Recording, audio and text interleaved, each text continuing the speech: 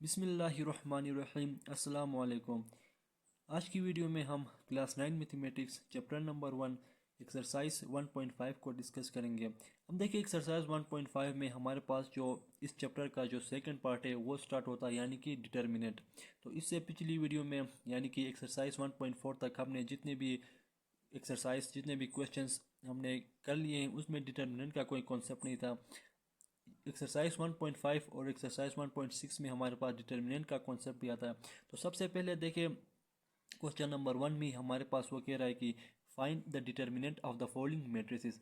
अब देखिए डिटर्मिनेंट होता क्या है, डिटर्मिनेंट को किस तरह फाइंड करते हैं, ये हम इस क्वेश्चन में डिस्कस करेंगे।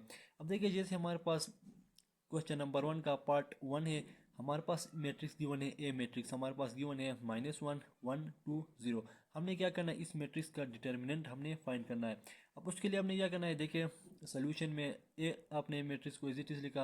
अब ए डिटर्मिनेंट में आपने क्या करना है कि ए के साथ दो इस तरह लाइन आपने लगानी है, ये शो करेगा हमारे पास ए डिटर्मिनेंट को, ये शो करता है ए डिटर्मिनेंट को, यानी कि आपने इस ए मैट्रिक्स का आपने डिटर्मिनेंट लेना है। और इसी तरह यहाँ पे जो ब्रैकेट्स हमारे पास स्क्वायर ब्रैकेट्स लगी है इनको भी आपने सीधी लाइन के साथ इस तरह शो करनी है, तो ये हमारे पास डिटर्मिनेंट कहलाता है।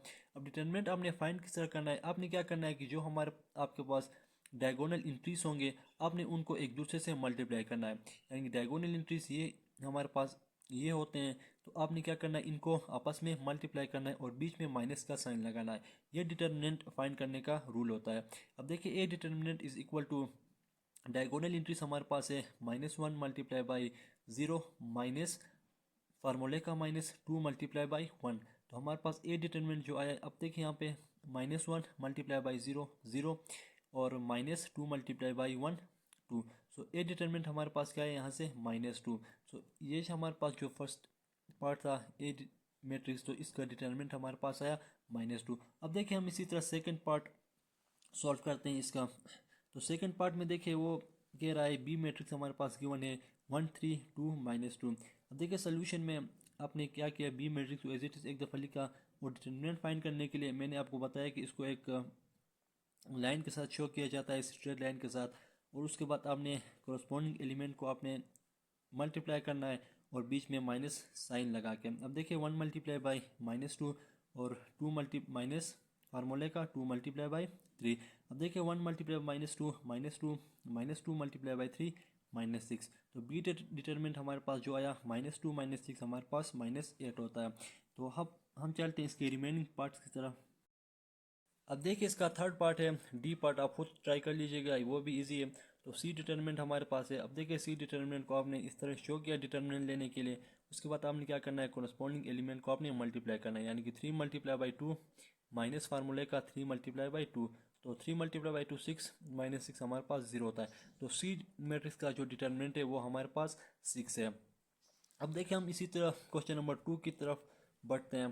तो क्वेश्चन नंबर 2 में कह रहा है find which of the following matrices are singular और नॉन सिंगुलर। अब सिंगुलर मैट्रिक्स और नॉन सिंगुलर मैट्रिक्स क्या होता है, इनके दरमियान पहले मैं आपको डिफरेंस बता देता हूँ। सिंगुलर मैट्रिक्स हमारे पास वो मैट्रिक्स होता है जब हम किसी मैट्रिक्स का डिटर्मिनेंट लेते हैं और डिटर्मिनेंट 0 आता है तो वो मैट्रिक्स हमारे पास सिंगुलर मैट्रिक्स कहलाता है।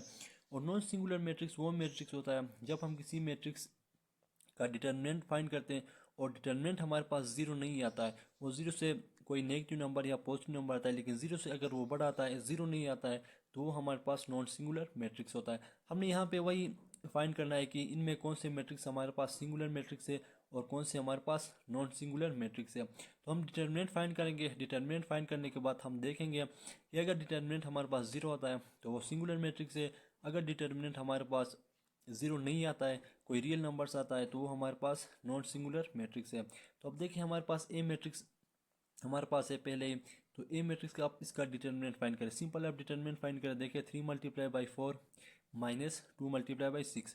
तो 3 मल्टीप्लाई बाई 4 12 होता है, -2 मल्टीप्लाई बाई 6 -12। तो ए डिटर्मिनेंट हमारे पास 0 आया, तो इसका मतलब ये हमारे पास जो ए मैट्रिक्स है ये हमारे पास एक सिंगुलर मैट्रिक्स है क्योंकि इसका डिटर्मिनेंट हमारे पास 0 है।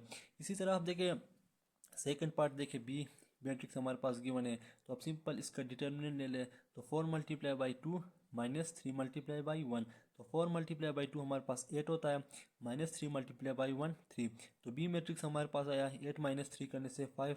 तो ये जो हमारे पास मैट्रिक्स है वो नॉन सिंगुलर मैट्रिक्स होगा, क्योंकि इसका डिटर्मिनेंट हमारे पास 0 के इक्वल नहीं है।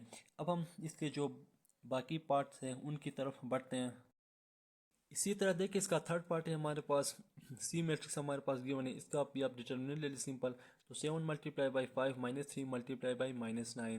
तो 7 multiply by 5 35, minus minus plus 3 multiply by 9 27। तो जब आप इनको प्लस करोगे तो 62 आएगा हमारे पास। तो 62 हमारे पास 0 से बड़ा है, यानी कि 0 के इक्वल नहीं है। तो हमारे पास ये जो मैट्रिक्स होगा वो हमारे पास नॉन सिंगुलर मैट्रिक्स होगा।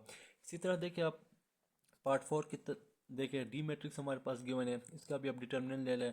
तो 5 मल्टीप्लाई बाई 4 माइनस फार्मूले का माइनस 2 मल्टीप्लाई बाई माइनस 10।